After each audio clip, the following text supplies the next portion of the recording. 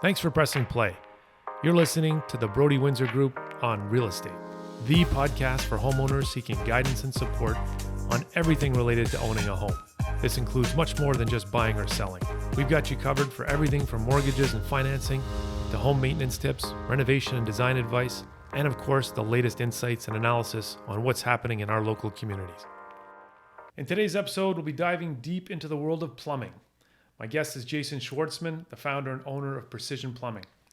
You probably know him if you're a member of the Homeowners Advisory Club, as they've been in our directory of trusted service providers and tradespeople since the beginning.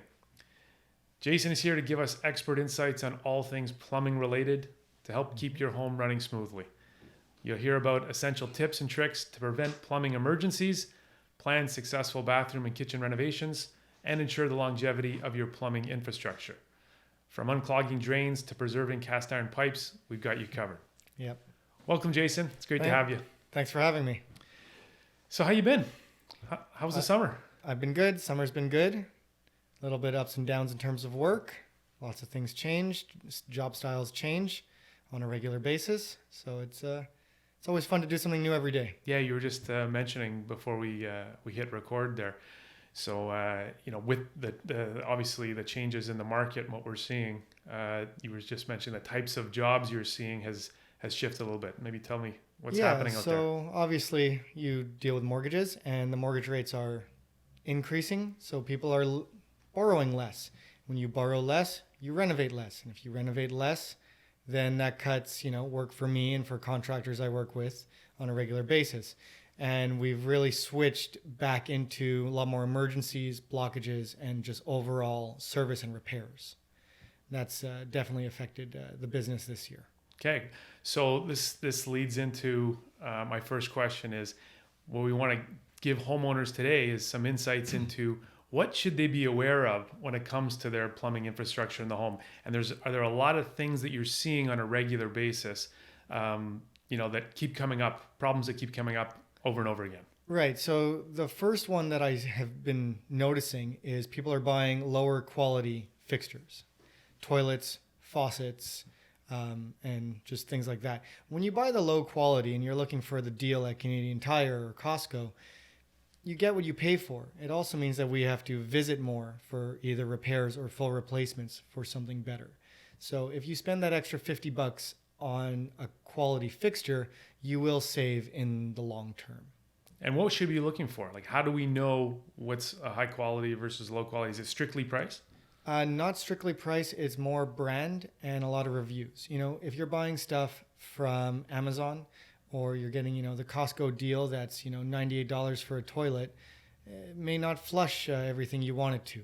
So you want to go with the trusted brands, American Standard, Moen, Delta. You want to stay away from online orders, stuff that we can't get parts here. Gotcha. Now, in terms of, plumbing infrastructure in the home, what are the different systems that we should be aware of? I mean, maybe go from the basement all the way up to the roof. Sure. It really depends on the age of the home. Okay. So a lot of homes are, built in the 60s or later. And you really have a lot of cast iron. Now, cast iron's on its lifespan, right? It's going to last 60 to 80 years, and we're hitting that, 1960 to 2020, that's your 60-year span. So everyone's on the way out. Now, if you're going to start putting down products like Drano, which is a strong acid, which will corrode your cast iron, then you will end up with something like a horseshoe pipe, There's no bottom. And then your pipe will sink into the earth over time while the ground shifts. And that will lead to a very, very expensive repair. What are we talking if that happens? It's very invasive. As you know, we've done similar repairs to your house. You have to break the slab. Yeah. So I was lucky because I was doing a bathroom in the basement. So we were already breaking the concrete, and the basement was completely open and gutted and ready to go. And it was at that point that you notified me, hey, Scott. Yeah, so we were just trying to put in a regular bathroom in the basement, no problems. It was already quoted. And then when we broke up and found the cast iron, it was completely rotten. What's really interesting about cast iron and knowing it's rotten is the sound that it can make. When you hit it with a hammer, it's either going to make a very dull noise, like a tuck tuck sound, versus, brand new cast iron, it'll make more of a ringing sound, ding ding ding. And that's really how you can tell. Once you cut it, you'll see the wall thickness of the cast iron. It's supposed to be 1/4 of an inch, and when it's rotten, it'll be a 1/16 or paper thin. Thin enough to be able to take a screwdriver and poke right through it. So the invasive repairs for the cast iron is obviously no fun for most clients. On top of that, when we were doing the bathroom, we also have to make sure that your bathroom was protected properly, meaning backwater valves, right? I think you're in Beaconsfield, so yeah. Beaconsfield has a very fun bylaw that once you start working on the main drain in the home, you have to put in a main line normally opened backwater valve, as opposed to an isolated backwater valve on the fixtures, which is called normally closed. And it's exactly how it sounds. A normally closed backwater valve, the flapper is always shut unless water comes through it and opens the flapper to allow all the sewage to go into the collector. Right. Okay. Versus a normally opened one is it's opened at all times unless water rushes backwards from the city, and then it closes automatically. Okay. It lifts kind of like a gate backwards. Right. And creates that. So that's a bylaw specifically for Point Claire and Beaconsfield, but the rest of Montreal does not have that bylaw. The only ones they follow is the Canadian Plumbing Code, which is any fixture in the basement requires a backwater valve. Got it. So if you are doing any replacements of fixtures, you want to make sure that you're putting in a backflow valve, correct? Yeah, anything in the basement. In the basement. Yeah, okay. Only in the basement. Some people get a little bit confused when they read it up on Google. They think everywhere needs it, and that's really not the case. It's only stuff below grade. And why is that? Why just below grade? Because if the sewers are going to back up from the city, they're always going to reach street level. And obviously your first floor is slightly higher than street level. So there's no risk. Got it. Now back to cast iron for a second, because Sure. I know this from personal experience. And I've heard you say this on your Facebook page and many times is do not use Drano. And this is a big misconception, I think, out there. And I've heard you say like it should almost be illegal. Tell us a little bit more about that. There's really no reason for anybody to be putting Drano down. It is a strong acid. It's meant to eat stuff. There's no protection when it comes to cast iron. It's literally how it sounds. It's iron that's been cast, right? Mm-hmm. And it's just going to eat it and wear and tear. And there's nothing we can do once you put Drano down. It's not detrimental the first time, but people will use it religiously. It'll go on sale at the big box stores, for $5. Kind of want to walk around and just put my sticker on the back or in the box of them, It's a free promotion for me. And it'll eat everything. I had a client recently, he poured a full bottle down. It ate all the enamel on his stainless steel sink. It ate it's called a basket strainer, which is the drain connection from the stainless steel to the plastic piping, the ABS. It just ate it. And then... So what advice do you have for homeowners that have got a slow moving drain or a clog? Really hot water will always help, even for preventative maintenance. I have 3 kids. You got to rinse off that ketchup, right? Just run the water an additional 30 seconds to a minute, really hot water. It'll help break up everything. When all of those sauces congeal in the pipe because they reach room temperature, it creates a sludge. And even if you put Drano down, it might help temporarily, but it won't fix the problem. Right. You really need to pass the right equipment to unblock it. What a homeowner can do is really hot water. A plunger will probably get the majority of it unless the blockage is either really bad or farther than the plunger can reach. And I've heard snakes, you can run snakes down there. Is there anything they need to be aware of if a homeowner is trying to use a plumbing snake? Yeah, it's really difficult to pass a cable from the fish. It's usually a braided cable, 1/4 inch or 3/8. It's really hard to pass that through a P-trap. So what a plumber will do, we will install a clean out before the P-trap so that we have an access point directly into the drains that's considered full port. Okay. Got it. We can pass proper cutter heads. We can pass the right size cable. We also have more commercialized or industrial equipment rather than what you can get at the big box store. What's a cutter head? It's just a serrated piece of steel that clips onto the cable that will allow us to scrape the edges or to bore a hole through the blockage. Got it. And the heads are really designed for specific needs. We do have the education to choose what head for what type of blockage. That's really important. At the end of the day, if you're doing it yourself, whatever you put down to improve the situation will be great, especially to get you started. Hot water will always take care of the rest. Should you be doing that like on a regular basis? Like just take some boiling hot water and put that down your drains once a month or something? You don't need to boil hot water, like in a kettle or a pot. You can just use the hot water from the tap and just run that in an additional, 30 seconds to a minute. If you do that once every 2 weeks, that would definitely give you a fighting chance from not having buildup. You mentioned you install an access in the P-trap. Yes. Is that something that you explain to homeowners and We do. and show them how they can get access to that if there is a blockage? Yes, we do. We don't put it on the P-trap itself. I'm not the biggest fan of the cleanouts. That's more of a personal preference. You're going to have a bunch of different opinions on that, depending on what you read. I just don't. It's another point of access that can leak, so not my favorite. So we do install the cleanout prior to the P-trap. Yeah. P-trap, and then depending on the handing level of the homeowner, we can teach them how to use it if they're comfortable with that. That's a 50-50. You'll have some people who absolutely love it and will do it themselves, and then they trust us, and then we were able to secure a client that way. The ones that aren't, it's a $10 item. It's not going to break the budget, and the next time we come, it'll change the overall cost by a solid 25%. Got it. That's good to know. Now, what are the biggest culprits? Because you mentioned this to me too. Yep. I've got I had 2 daughters at home, and the hair and the conditioners and the shampoos and things like that. What are the biggest culprits for clogged drains? Mostly hair. Surprisingly, it's hair, and that will be dependent on how many people are in the home, what the pipes are made out of. Obviously, if it's made out of plastic, it's smoother. You'll probably get a larger lifespan before the blockage happens, versus if you have galvanized steel drains, it will happen quite often.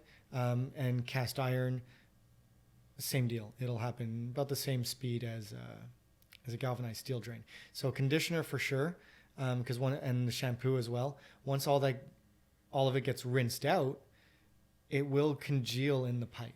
Like oil and grease. Like too. oil and grease. It's the same concept, right? It's all great when it's, room temperature, but in the drains, it's going to cool down and it gets really sludgy. There's not much we can really do apart from passing a fish. Hot water is always great. It's just not always realistic in a bathtub or in a shower. It's a little bit more realistic in a kitchen sink. Okay.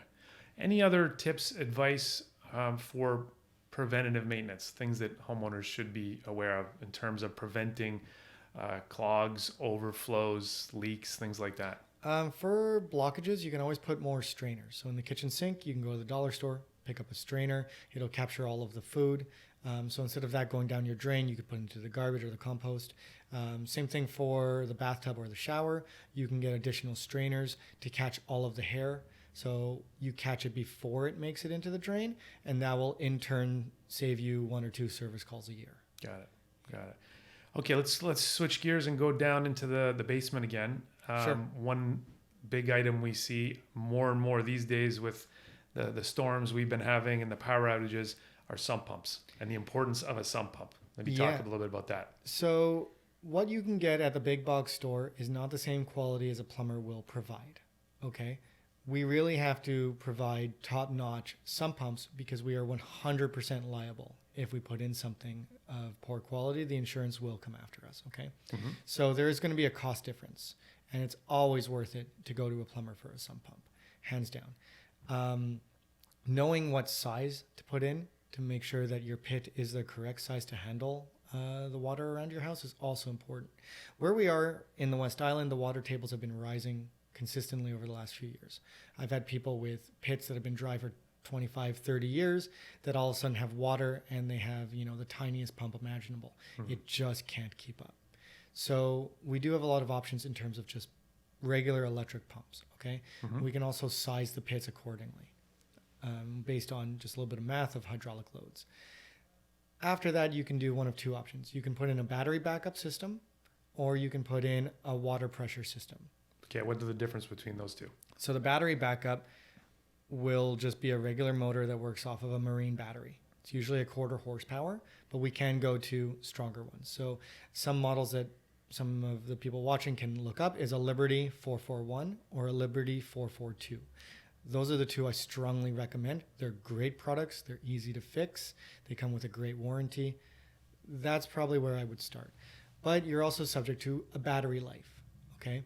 Yeah, I was going to say, how long does a battery typically last? So there's a lot that goes into that. It really depends on where you are, how high the water table is, how big the rainfall is. So how often the pump how often the pump operating? goes on, did your primary fail, did you lose electricity, all of that, okay? It can last anywhere between 8 and 36 hours, which is a really, really large swing. So it's very dependent on where you live.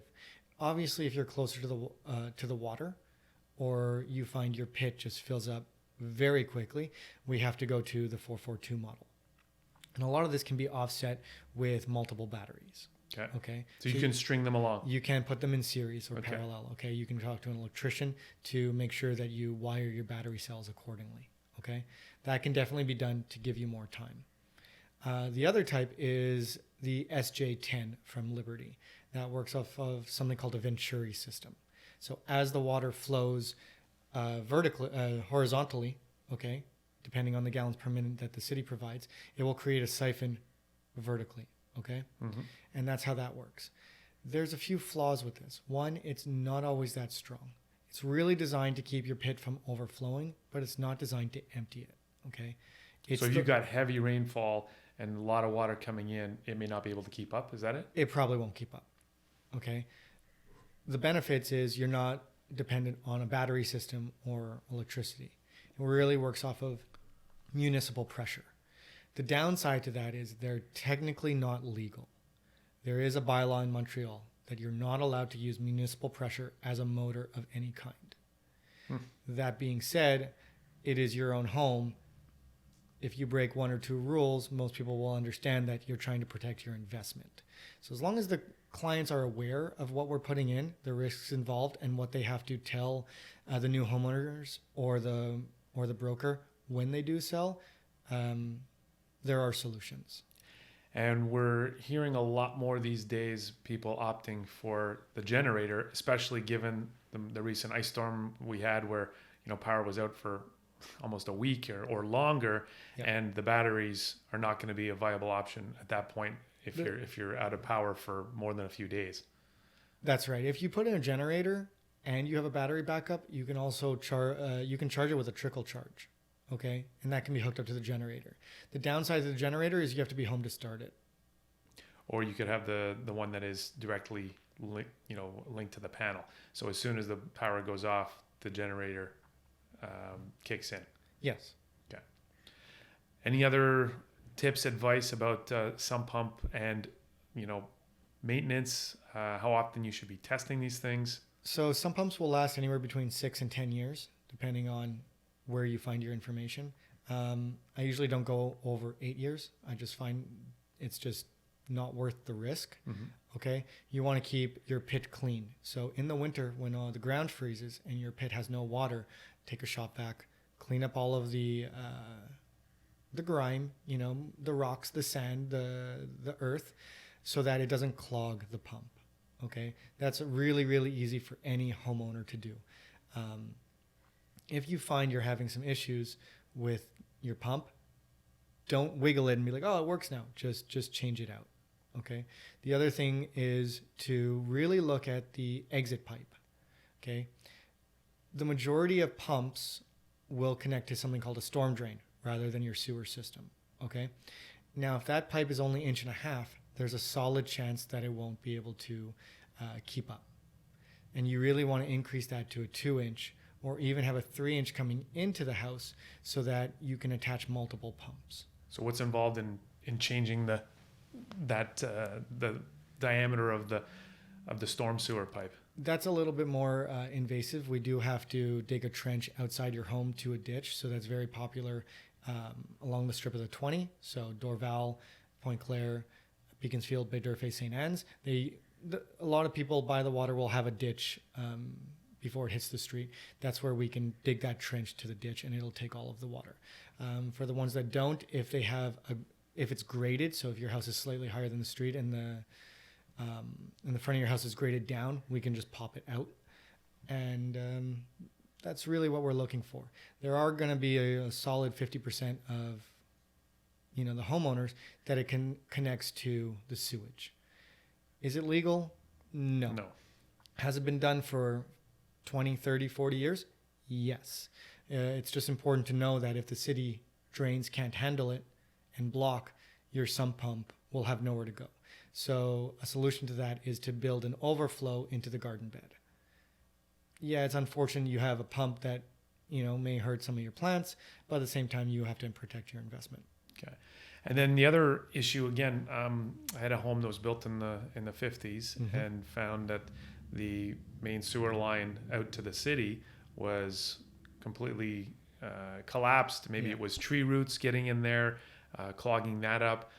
Sometimes they were ceramic.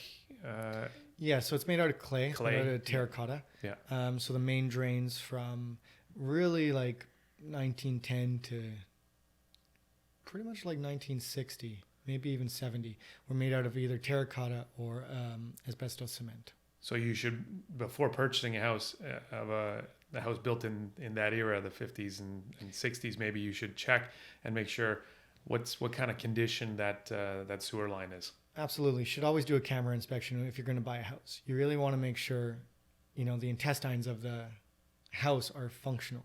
Those are very large jobs for us. We do them on a regular basis. So what's involved in that, in replacing those pipes? Honestly, it's getting an excavator, digging down between 6 and sometimes 12 feet, and changing it. We don't have the right to change what the city owns, so we can only go up to the city valve, right? Which is on the homeowner side. After that, it's a separate contract for the city to take care of on their end. So we can provide, USB keys with video proof and pictures and all of that in case that does happen. But we do have to excavate on a regular basis, especially when there's a very large oak or maple tree.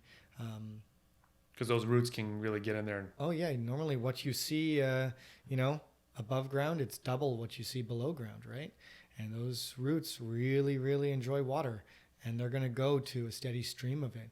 And that's really what it is. When you have cracks in your sewage drain, the tree doesn't understand sewage. It thinks it's a steady stream of water, and it's going to drink it all the time.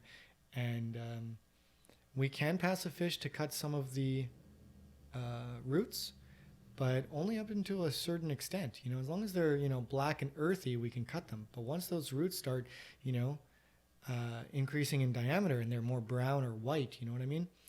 Yeah. So it's a temporary fix. It's a temporary fix. So you want to replace that with PVC, I'm assuming. Yeah. So the code is a PVC, but it's rated SDR, so it's rated for underground. And then we have different wall thicknesses and colors. So you have the white and green pipe you've probably seen driving around. What the city uses. Yeah. They're just different wall thicknesses. But we do have codes that we have to follow and inspectors to check our work for. So you got different pipe for sewer line versus the storm sewer. Is that correct? That's right. So like the storm sewer would be from your sump pump out to the city storm sewer, and then you've got your sewage pipe that's coming from your main sewer line out to the city sewer. That's right. So you're really looking at a 5-inch drain for the sewage, and it's usually a 6-inch drain for the storm. And we always have to check municipal bylaws in case there's any changes every year. But for the most part, that's what we're installing. How about the actual main water line, the water supply line from the city? I know in older homes, sometimes it's a smaller pipe. You're not getting as much water pressure as you could. Right. So the new bylaws in Montreal is everything has to be 3/4 copper, and it has to be soft copper. The rating is the letter K. It's also due to the wall thickness. Okay, you have M for residential, L which is commercial, and then you have K which is soft copper. Okay, and what's the reason for that? Like to maximize pressure? Longevity mostly. You can't put a thin copper pipe underground; it just won't last. And how about the size? Would that affect your water pressure? So pressure, no, but volume, yes. Okay. So there's a misconception between volume and pressure, right? The pressure will always be between 50 and 60 psi, no matter what size the pipe is, right? the city has massive pumps, so you're always going to get between 50 and 60 psi. What you won't get is the volume. So the more fixtures you get, the more volume of water you need to be able to pull from, and that's really what's going to matter. Got it. So what are people looking for these days when they want, a good amount of water, not a dribble from their shower? You're looking at a 3/4 pipe. If you're looking at some of these new construction homes, they're quite large. People are putting more money into their homes because they have home offices now. That's getting very popular. Yeah. We can even bring in a 1-inch copper line, and then we can do the rest of the house with 1-inch risers, and then we can do distribution to the fixtures in 3/4. And then when we get into the room, we can reduce it to 1/2 inch. So it's really looking like a tree. You have the trunk, and then you have the branches, and then you have the smaller branches with the leaves. And it's literally the same concept. Back to sump pumps. I know there's more and more we're seeing the issue of radon being a concern in homes. It's an odorless, colorless gas. It's the second leading cause of lung cancer.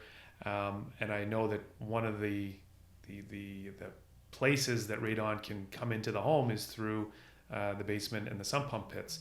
So maybe talk a little bit about what homeowners can do to protect themselves. Absolutely. So there are new laws for sump pump pits, and they're supposed to be completely sealed now.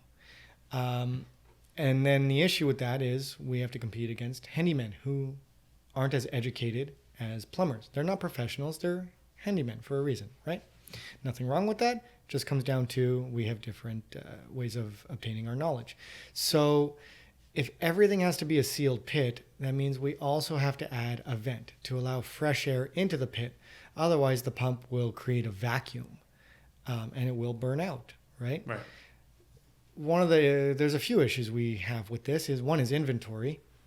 Not every manufacturer has switched to a sealed pit. So a lot of our suppliers will carry regular garage-style pits, which is what we use for sump pumps, but it still has the holes in it. The second one is price. It's very difficult to explain to a homeowner why you're almost double the next guy, and that's because we're attempting to do everything right.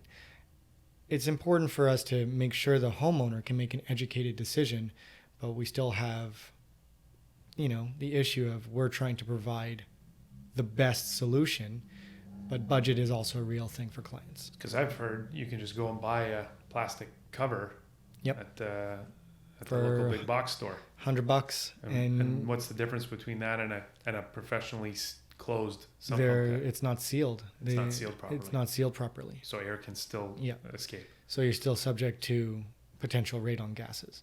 Gotcha.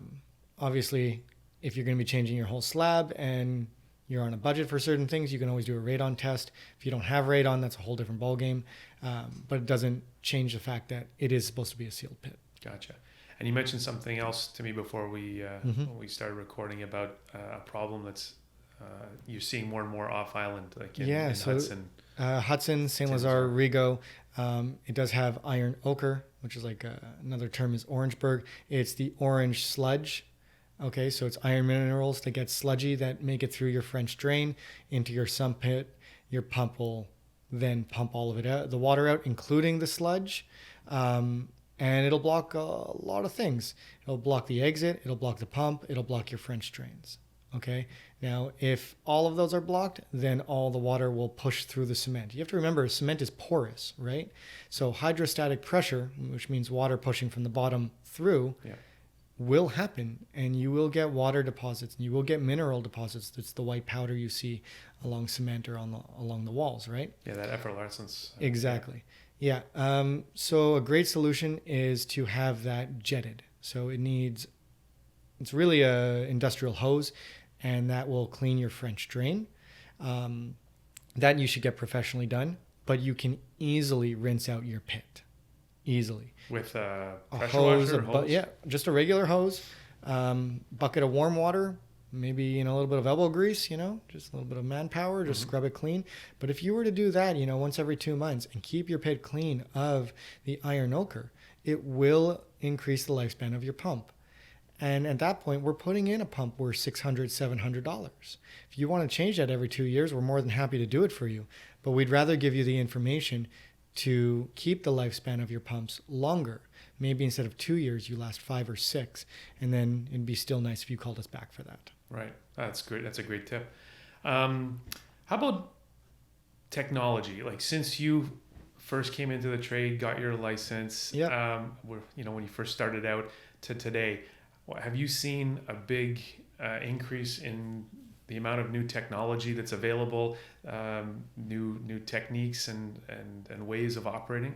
A lot of the pipe has been around for longer than anybody can even imagine. Even PEX has been around for over 25 years, but it only started getting used largely in the last decade, at least from what I've seen.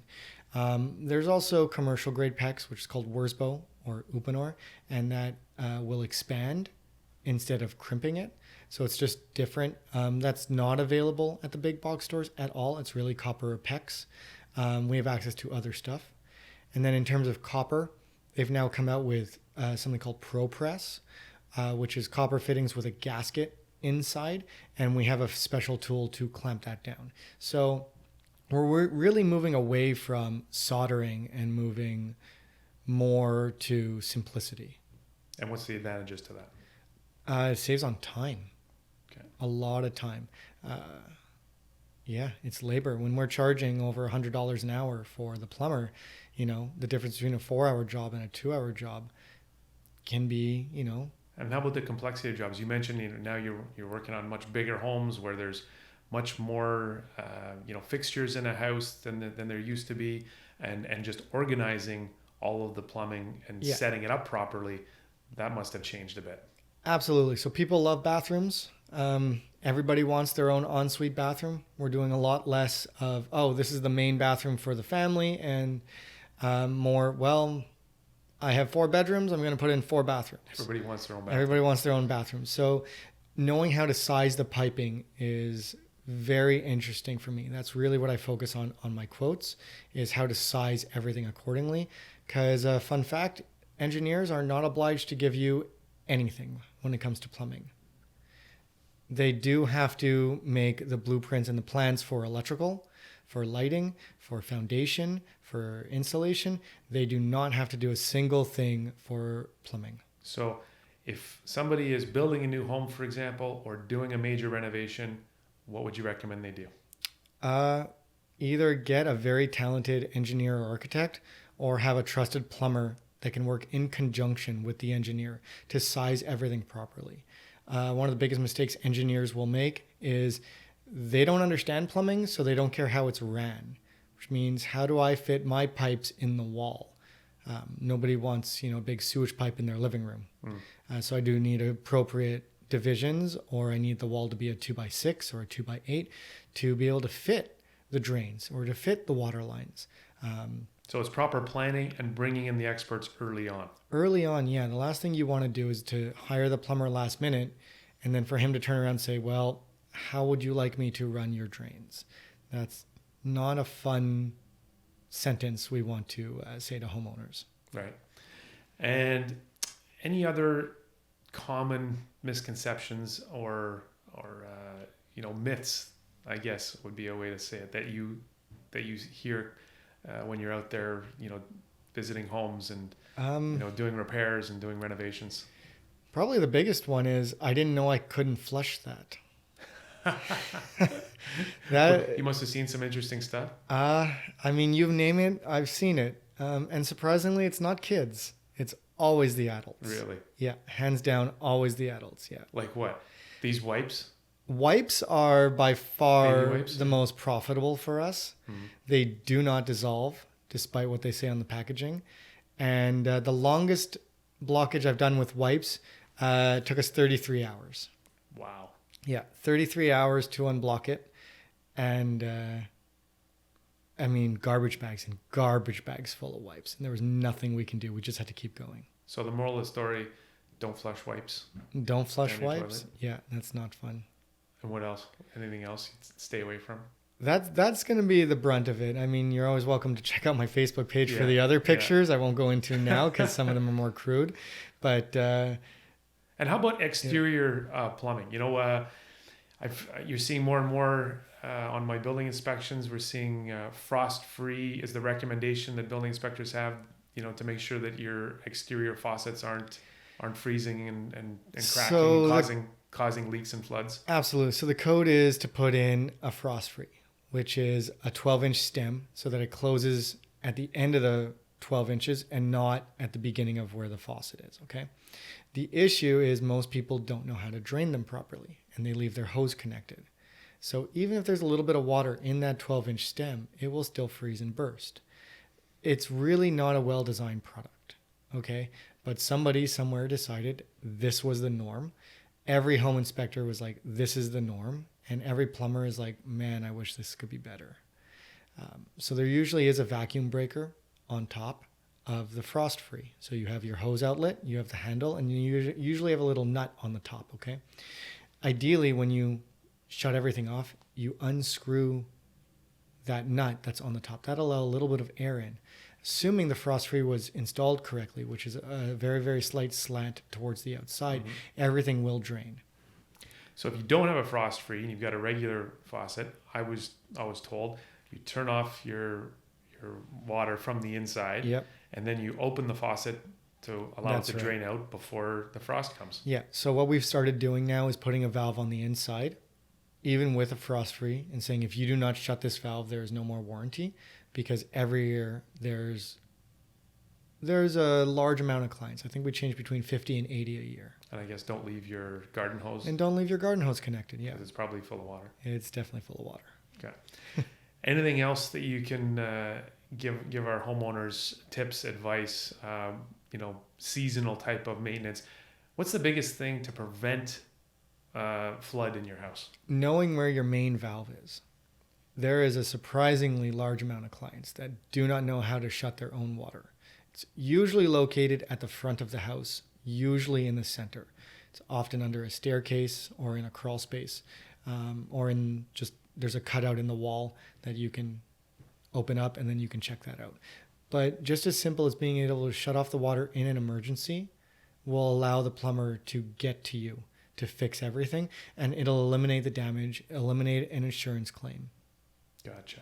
And the shut-off valve, you see some of the old ones are the those old wheel. Versus a quarter-turn ball valve. Quarter-turn ball valve. Yeah, definitely something to always update. Always. If there's any valve that you have a hard time turning, or leaks when you turn it, or you have to turn it like 4 or 5 or 6 times to get it to shut off, should be updated as soon as possible. These are just it's a small preventative measure that will protect your home. Okay. That's really what we're looking for. What about water consumption? You hear a lot about these low flow toilets and, saving water through special fixtures on your shower and things like that. How much could it be costing a homeowner if you've got like a tiny leak or a toilet that, keeps filling up?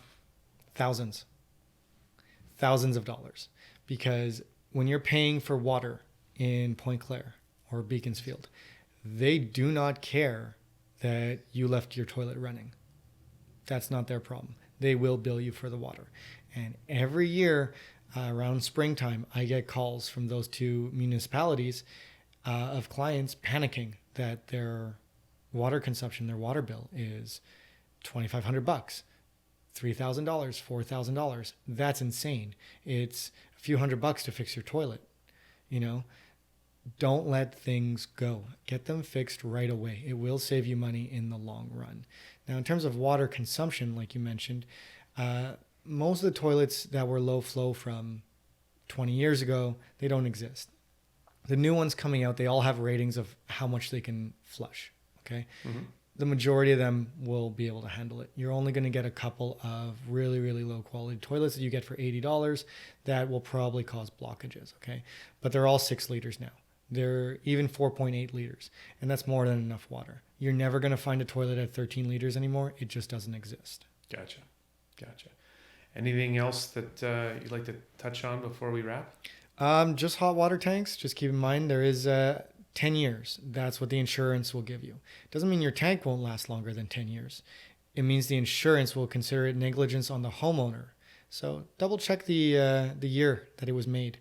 And if it is older than 10 years, then you should be giving somebody a call. And should there be some kind of pan underneath to prevent if it does leak at some point? Is there Is there something that should be attached to a floor drain? So it should be attached to a pan unless there's a floor drain in the room. Okay. That's technically the code. But put it in a pan. If it buys you a night, not everybody knows how to drain a hot water tank. You have to keep in mind it is electrical, so people get a little afraid when they have to touch more than one tray at a time. But the pan will save your basement, so I do recommend it. And you mentioned one thing too about, water being sometimes more destructive than fire. Hands down, it is more destructive than fire. The fire will burn everything. It can be put out. They can rebuild. But once water gets somewhere, if they miss it, if they don't detect it with the humidity detector, you will have mold. And if you have mold, you will get sick. So that's why I think it's worse than fire, because it's not just damaging your property, it could also damage your health. So you really want to make sure that any leaks get fixed right away.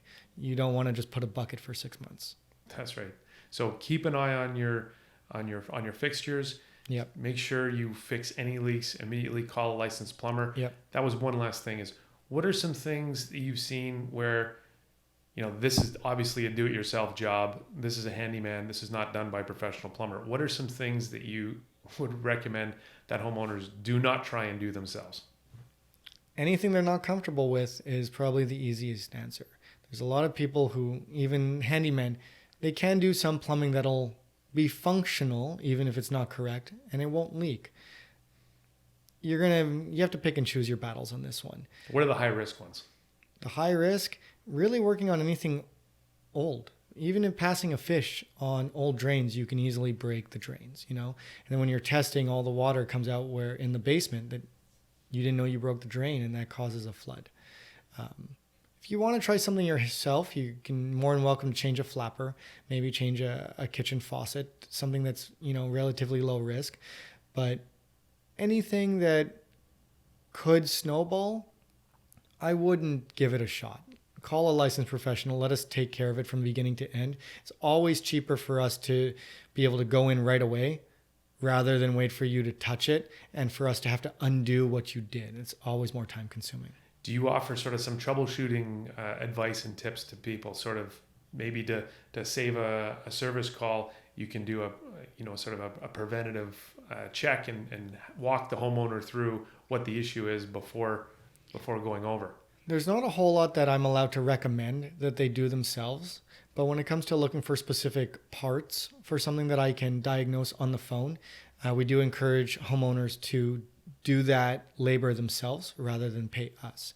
So if we need a specific cartridge or we have to call the manufacturer, we can always give them a list of questions or guide them in the right way so that we don't have to do that. That would definitely save them. Awesome. So Jason, let us know, where can we find you if we have more questions or need the services of a great plumber? Sure. You can always find us on Facebook for Precision Plumbing. You can also look us up on Google. Just type in Precision Plumbing and Heating Facebook. It'll bring you right to that page. You can also call or text me at 514-209-3489. And shortly we'll have a website up where you can find more information and check us out. Awesome. And if you haven't already done so, be sure to join the Homeowners Advisory Club and get access to the directory of trusted service providers, where Precision Plumbing is one of our many trusted service providers, tradespeople. Thanks very much. Awesome. That was cool. Take care.